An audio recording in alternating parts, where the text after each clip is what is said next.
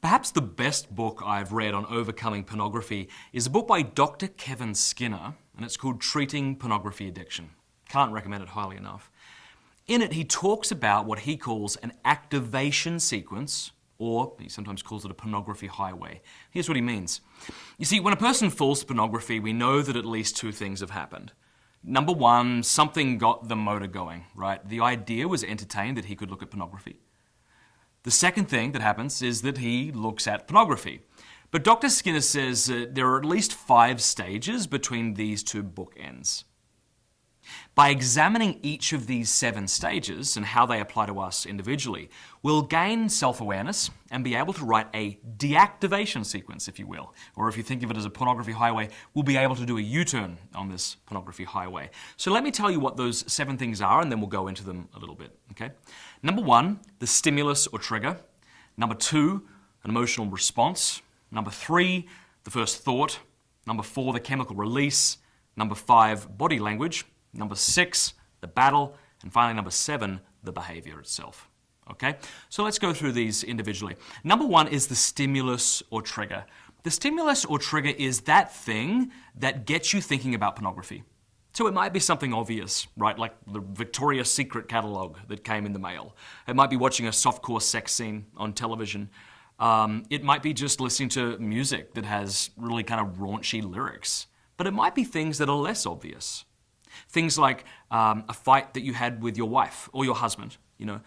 It might be feeling emasculated. It might be feeling rejected. These things aren't as obvious, but can sometimes be just as much a stimulus or trigger as those more obvious ones. But as I said earlier in this video, it's really important that you think about these, how they apply to you specifically. And get a pad, write them down. It can be humbling, but it's the only way that you're going to have any hope about writing a deactivation sequence, all right? So that's a stimulus or trigger. Number 2 is an emotional response, right? So you'll feel something like curiosity, excitement.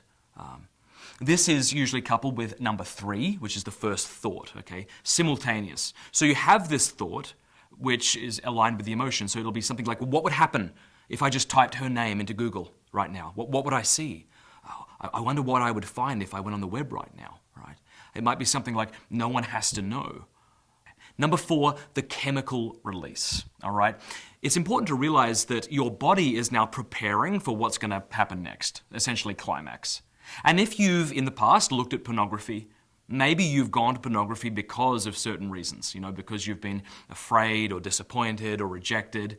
It's during those times after you're triggered that the body knows what to do and where to go. So these chemicals are released even before one has looked at pornography. Number 5 is the body language. You know, different people can respond different ways. So there's some obvious things like the tingling in the groin, all right, dilation of the pupils. I had someone say to me that he would get shivery. He would start shivering violently almost, even though he wasn't cold. All right, you might get sweaty palms, etc. Number 6 is the battle.